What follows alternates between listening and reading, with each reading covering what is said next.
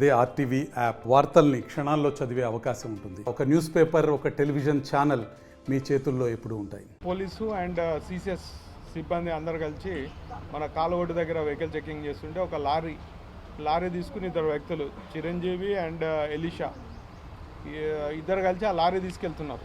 లారీలో చూస్తే ఏంటంటే మన దగ్గర ఆల్రెడీ అది థెఫ్ట్ కేసు కింద జనవరి 20th రిజిస్టర్ అయింది. మన 3 టౌన్ లిమిట్స్లోనే దొంగతనం లారీ అయింది అని ఆ ఓనరు నైట్ మన నెహ్రూ పార్క్ దగ్గర పార్క్ చేసుకుని ఇంటికి పోతే తెల్లారిసరికి ఆ లారీ పోయిందని మన దగ్గర ఆల్రెడీ కంప్లైంట్ ఇస్తే జనవరి 20th కేసు అయింది. సేమ్ అదే లారీని తీసుకుని వీళ్ళిద్దరు ఈరోజు పోతుంటే వాళ్ళని పట్టుకోవడం జరిగింది. వెహికల్ చెకింగ్లో భాగంగా CCS and 3 town police station సిబ్బంది పట్టుకున్న తర్వాత మనం ఈ లారీ ఎక్కడ ఏంటి అంటే వాళ్ళు ఏం డాక్యుమెంట్లు చూపలేదు. మన దగ్గర ఆల్రెడీ కేసు ఉన్నది కాబట్టి వీళ్ళ దగ్గర మన స్టాఫ్ దగ్గర నంబర్లు అవన్నీ ఉంటాయి, ఆన్లైన్లో సిస్టంలో ఉంటాయి ట్యాబ్లో.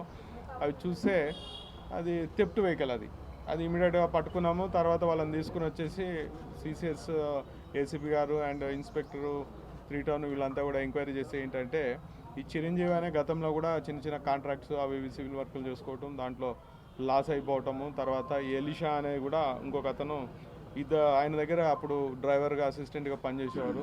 ఇద్దరు కూడా నీడి మనీ అవసరాలు అప్పుల పాలైపోయినారని ఈ లారీలో దొంగతనం స్టార్ట్ చేశారు. అండ్ ఈ లారీయే కాకుండా మనకి నవంబర్ నెలలో కూడా మన దగ్గర 3 టౌన్లో ఒకటి లారీ అడ్డ దగ్గర పెట్టుకుంటే ఒక లారీ ఎంటీ లారీ పెద్ద లారీని అది కూడా దొంగతనం అయింది నవంబర్లో కూడా. ఆ లారీని కూడా వీళ్ళే తీసుకుపోయారు, విజయవాడ తీసుకుని పోయి అక్కడ అమ్మేసుకున్నారు. అండ్ అక్కడ ఉన్నవాళ్ళు ఏంటంటే 2 లక్షలకి అక్కడ అమ్మేసుకున్నారు. ఆ లారీని కూడా స్క్రాప్ కింద కట్ చేసేసారు. టైర్లు ఇంజను బాడీ ఐరన్ పార్ట్స్ ఏమున్నాయి అన్ని ముక్కలు చేసుకుని అక్కడ అమ్మేసుకుని వాళ్ళకి అమ్మేశారు. దానికి అప్పుడు వాళ్ళకి 2 లక్షలు ఉన్నాయి. ఈ లారీని కూడా తీసుకుపోయి అదేవిధంగా విజయవాడ తీసుకుపోయి అమ్ముకోనికి 20th దొంగతనం చేశారు. ఇక్కడనే దాచిపెట్టారు, ఆ బ్రిడ్జ్ దగ్గర దాచిపెట్టి ఈరోజు ఎర్లీ మార్నింగ్ తీసుకుపోతే మన చేతిలో చిక్కారు.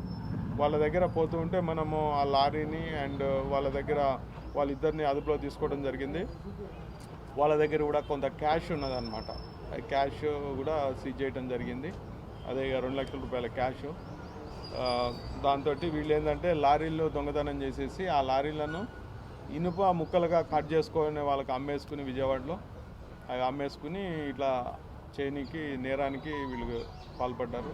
ఇప్పుడు సకాలంలో మనం స్పందించి పట్టుకోకపోతే ఇప్పటికే 2 లారీలు పోయినాయి, ఇంకా ఈ లారీ దొంగతనాలు వాళ్ళు కంటిన్యూ చేస్తారు. కాబట్టి సిపి గారి ఆధ్వర్యంలో CCS team and town police అంతా ఉమ్మడిగా ఒక పగడ్బందీగా వాళ్ళని పట్టుకుని ఈ లారీలు ఇప్పుడు పోయిన లారీ 20th పోయిన లారీ, దాని పాత లారీ నవంబర్లో పోయిన దానికి కూడా రికవరీ ఆఫ్ మనీ 2 lakhs ఏదైతే అది ఉందో ఆ అమౌంట్ కూడా వీళ్ళ దగ్గర చేయటం జరిగింది. ఈరోజు ఇది అయిన తర్వాత అన్ని లీగల్ ఫార్మాలిటీ కంప్లీట్ చేసి వాళ్ళని కోర్టులో ప్రొడ్యూస్ చేయడం, లారీని కూడా కోర్టులో డిపాజిట్ చేయడం జరుగుతుంది. Thank you. నవంబర్లో ఒక లారీ పోయింది, జనవరిలో ఒక లారీ 20th ఒక లారీ పోయింది. 2 లారీలో వీళ్ళు ఇప్పుడే కొత్తగా స్టార్ట్ చేశారు.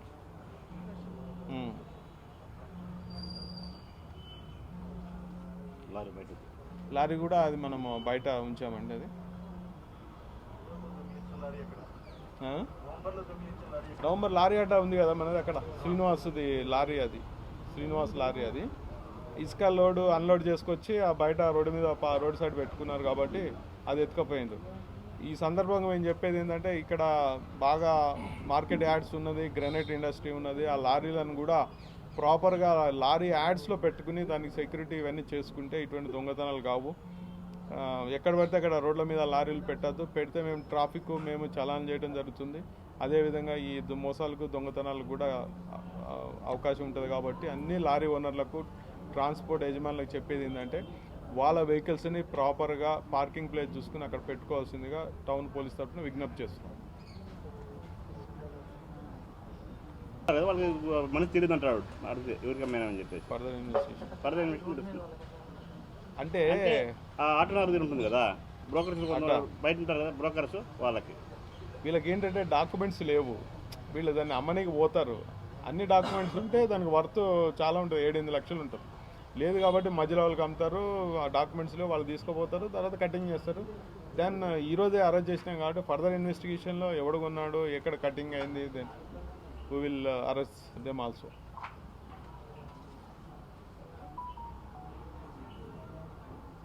మరిన్ని వీడియోస్ కోసం ఛానల్ ని సబ్స్క్రైబ్ చేయండి, లేటెస్ట్ అప్డేట్స్ కోసం వాట్సాప్ ఛానల్ ని ఫాలో చేయండి అండ్ లింక్ డిస్క్రిప్షన్ లో ఉంది.